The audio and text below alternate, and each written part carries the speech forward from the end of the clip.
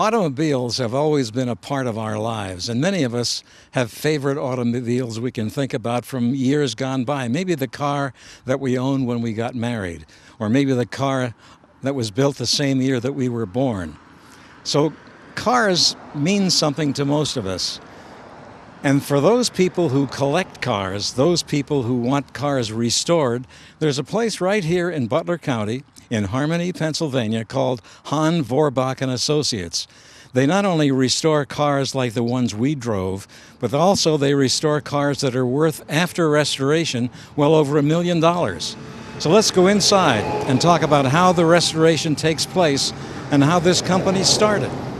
Bill Hahn is the founder of that company. Bill, it's good to see you. Let's go back and talk about some of the biggest cars that you've done, some of the most expensive cars that you've done. Tell us about one of them that's really expensive since the restoration. Sure, Larry. I would say probably a 300 SL Roadster. And at the time when it came to us, it was probably valued at $600,000, probably less. And the price on those cars had started going up. And by the time it was finished, it was one of the first cars of that model that sold for $1 million. What condition does it come to you in when you have to start working to restore that car? Most often, the cars that come to us have already been started by other shops, and or perhaps they were taken apart by the owner with the idea that they were going to restore it themselves. And so we're not so fortunate to usually get a car in that's complete. Usually it's already taken apart, comes in boxes. Sometimes those boxes have parts that have nothing to do with that car, and we have to sort through it all and find out what parts belong to that car, which ones are correct, which ones don't. So it sounds like you're a mistake undoer? Yeah.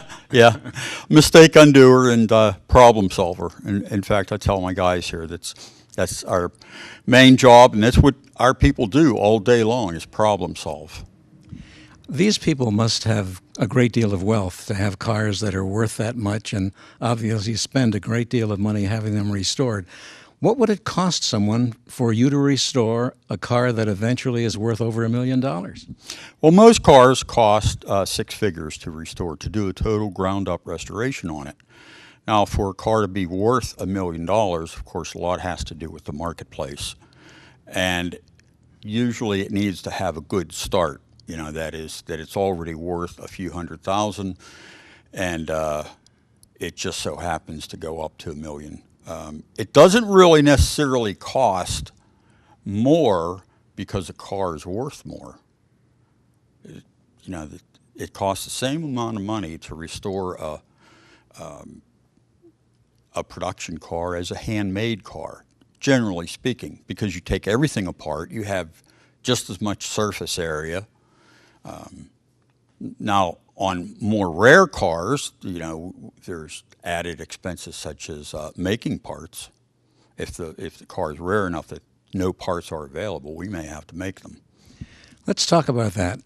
How do you make parts? And obviously there are some places around the country or the world that specialize in used parts, but suppose they're not available, you say you make them. How do you go about making a part that's like the original part? Well, first of all, another thing that I tell all my guys here is, if we have a part, or if a part was there, somebody made it before. If someone made it before, we can do it again. So in the case of sheet metal, we have sheet metal shaping equipment, English wheels, slip rolls, brakes. And so in the case of sheet metal, you roll it out, shape it, bend it, beat on it with a hammer, and make that panel yourself. What about some of the parts in the engine, or parts in the brake system? Obviously, that's not a simple sheet metal. It's something that's more substantial, isn't it? Sure, but in that case, you don't make it with the same methods, but machine shops, you have machine shops that make those parts. You have to design them up and tell the machine shop what you want, but a machine shop can make it again too. How many cars do you work on at a time? We have about 10 cars in the shop at any one time. What kind of cars are they? Oh, they really run the gamut from Fords to Mercedes-Benz, everything in between. When you get a car, let's say it's a Mercedes-Benz, and you have to restore it because it's in really bad shape, do you change everything in that car, or are there some things that you can keep? Well, you don't have to change as far as replacing it, but you do need to attend to each and every part on that car, because whatever you don't fix, I can guarantee it'll be the first thing that'll break. Old cars have old parts naturally, and so many of those old parts are what we call borderline. And they're working, but they're just barely working. And as you work on that car and you take things apart and you fuss with them, you're bumping wires and moving things, and they're experiencing some stress that might be the only amount of stress that part has seen in 50 years, and that's just enough to push it over the edge. Or getting it back in the car and driving down the highway at 60 miles an hour is now enough stress to push that part over the edge that is borderline. So whatever you don't fix will break. Do you have to have some original information, the original specifications of these cars before you can fully restore it? Oh, yeah. In fact, one of the first things we do is we go out and we purchase pretty much all the technical information that we can. We get service manuals for the motor, for the body, and parts manuals, preferably factory manuals that were produced by the manufacturer originally. Bill, can you think of the most difficult challenge you've had so far in all these years since 1978? That was certainly an HRG coupe.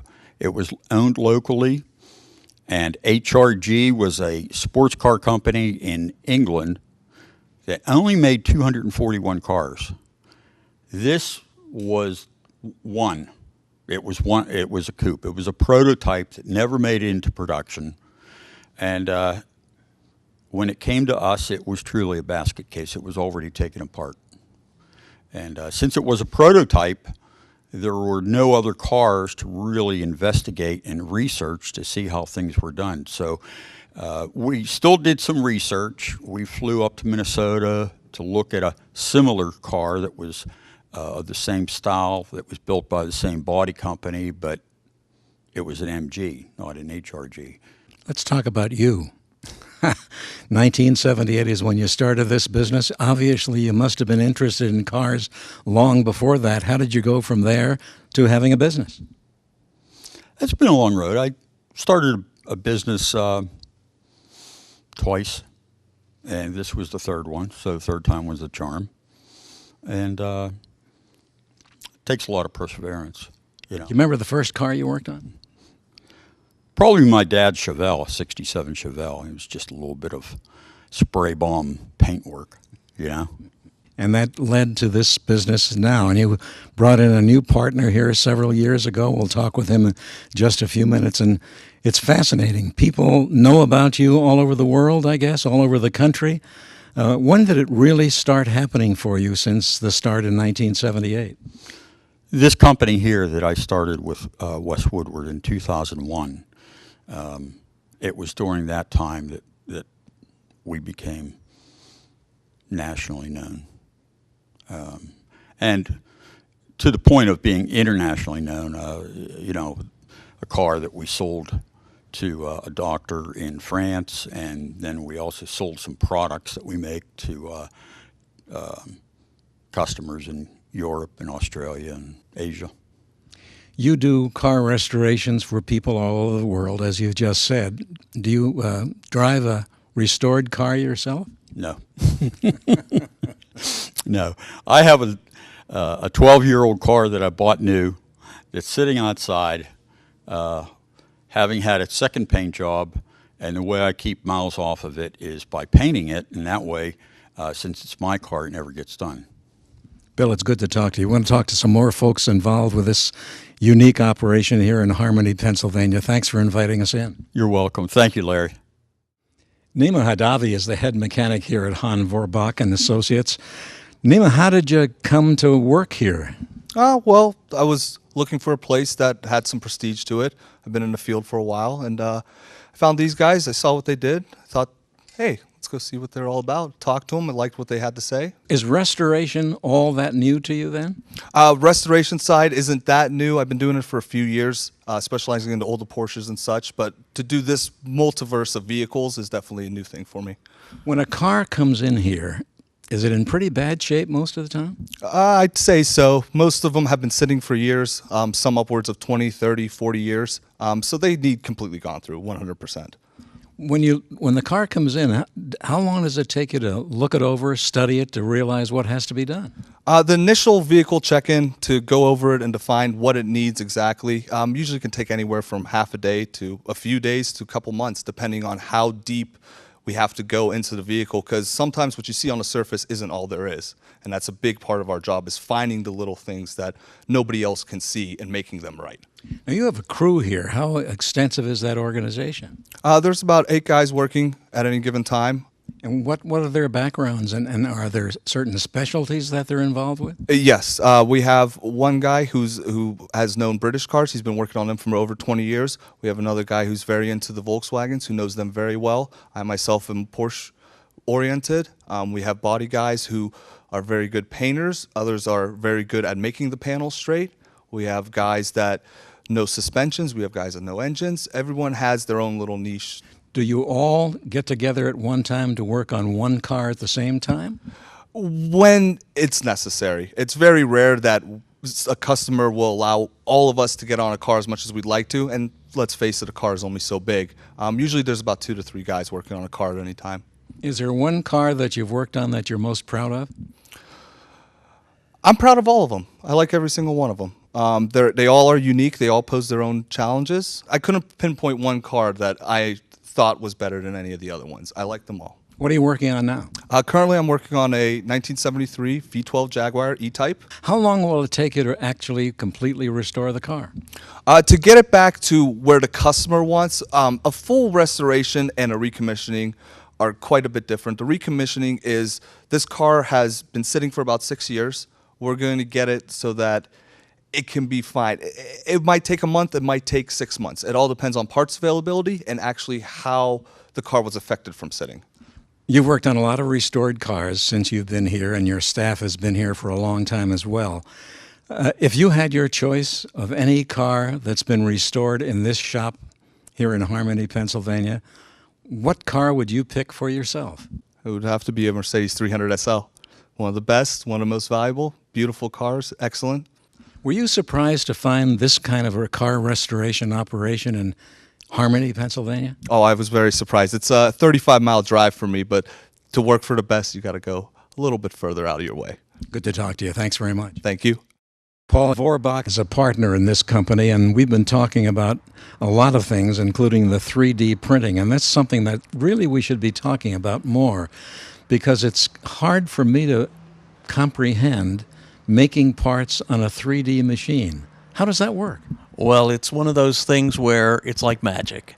The 3D printing side of the world here for us was really born out of the needs of the restoration business, where we had some fairly rare parts that we needed, and we started looking into this whole 3D thing and learned a whole lot about it and started making some parts. Now, depending upon the part and depending upon the material, it determines which type of machine you need to use to make it. Do you have the machines here? No. We don't keep the machines on site. The reason being is expense is one. We're not making enough parts to make that worthwhile. And in addition, we'd need different machines for different materials. So it's actually better for us at this stage of the game to go to some of our service partners, partner up with some companies that can make these things for us. Now let's talk about the need for this kind of an operation, the 3D operation. Obviously, parts are available from places all over the country. Are they not all available? No, not all at all. We call it unobtainium. It's a term for the parts that you could search and can't get. Or if you can get one, it's in such bad shape that you need to have it completely restored. this is an opportunity for us to be able to go and take, say, a part that's broken or well worn, and we can, in the computer, of course, make it whole again, and then have that part produced through 3D printing. And we can produce parts in metal, we can produce parts in plastic, and as well as composites. With older cars, where do you come up with the specifications so you know how to duplicate them? Well, in most cases, we'll have someone actually send us an old part that is in bad shape. In some cases, they might have a half-decent model, in which case our life is a little easier, but it allows us to model that piece, and we can take it from there.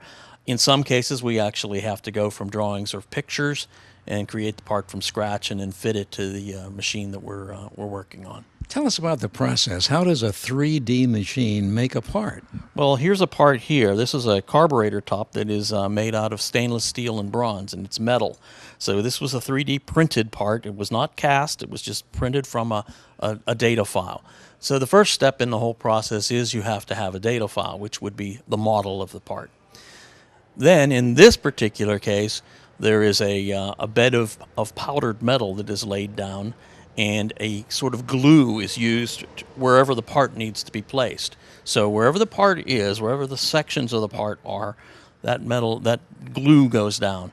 At the end of building up layer after layer after layer of the powdered metal, that part comes out and goes into a sintering oven to melt that metal together, and all of that binding agent goes away, and they bring in a little bit of bronze to fill the voids left by that binding agent, and afterwards you have a fully rendered part.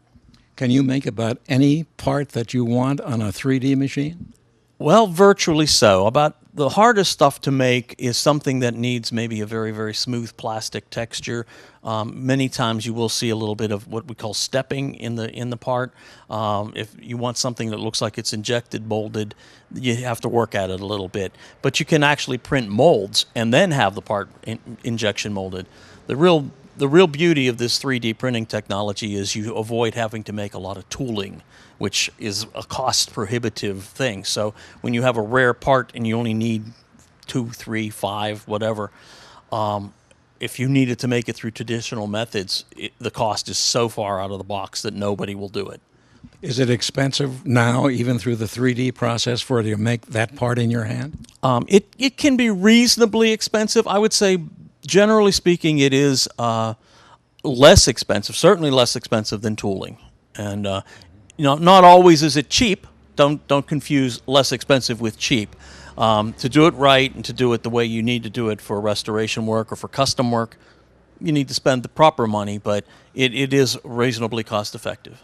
I understand that you were a banker before you came into the car restoration business, Paul. How did that transition take place, and why? Well, my past has come back to haunt me, apparently. I was in information technology with a financial services, a bank here in the Pittsburgh area. And, I had been in it for a long time and did a lot of information technology work, a lot of project management and things like that. And I was really ready for a change. I've been a car guy all my life in one fashion or another. And there were layoffs coming. And so I thought long and hard about it, and at that point in my life, I was ready to make this change, and I said, I'd like to do something different. Right about that time, Bill Hahn came along and said, I have some need for some people with some different skill sets and talents. I can't afford to pay you what you're making at the bank, but you interested? And so I took the leap, and have not turned back since. It's been an interesting ride. You say you were a car guy. Now, what kind of cars did you have in your earlier life? Well, I had a small little sports car, a little Fiat X19 sports car, which is definitely at the lower end of the sports car spectrum, but it was a blast. And over the time, I've also I built a hot rod in my garage, a 1923 Model T hot rod, and still have that today. I still drive that around from car cruises to into shows. I understand that some of the cars here end up in car shows. Tell us what the car show is like and what the purpose of them are. Well, the larger concours type shows where we've taken the cars like the Ferrari Lusso, the Mercedes 300 SL Gullwings, and then the HRG that Bill mentioned.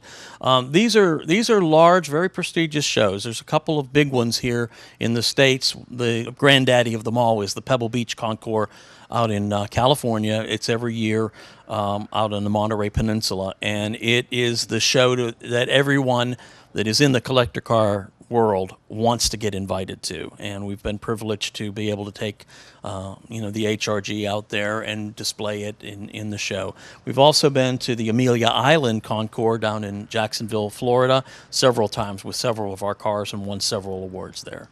Now that would be an indication to me that you are one of the most respected car restoration operations, because if you weren't, you wouldn't be placing cars in those big shows. Well, I'd say we're up there. There are others that are certainly more well known than we are, but we're certainly making the effort to get on that plateau and that level. And you start by getting your cars invited to these shows and having customers that are willing to go along with allowing us to display the car on their behalf and take the car to the show and let it be judged by the best. Well, Bill was saying earlier that sometimes the restorations are in the six-figure category, $100,000, $200,000 category. When you get into that range, I imagine you're in the stratosphere and you're in the top range of car restorers around the country. How do people get to know who you are or where you are?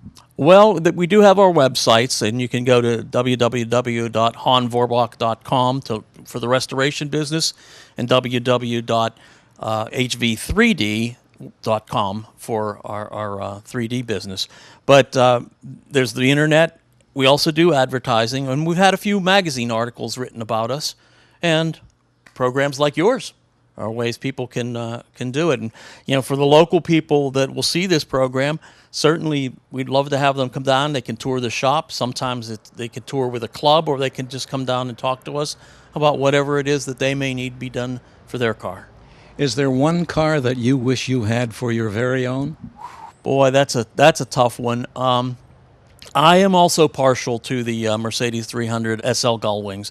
They drive, despite the fact that they were built in the 50s, they drive very much like a modern car, and they're a pleasure to drive. Second on that list would probably be that Ferrari Lusso that we did, a 63 Lusso.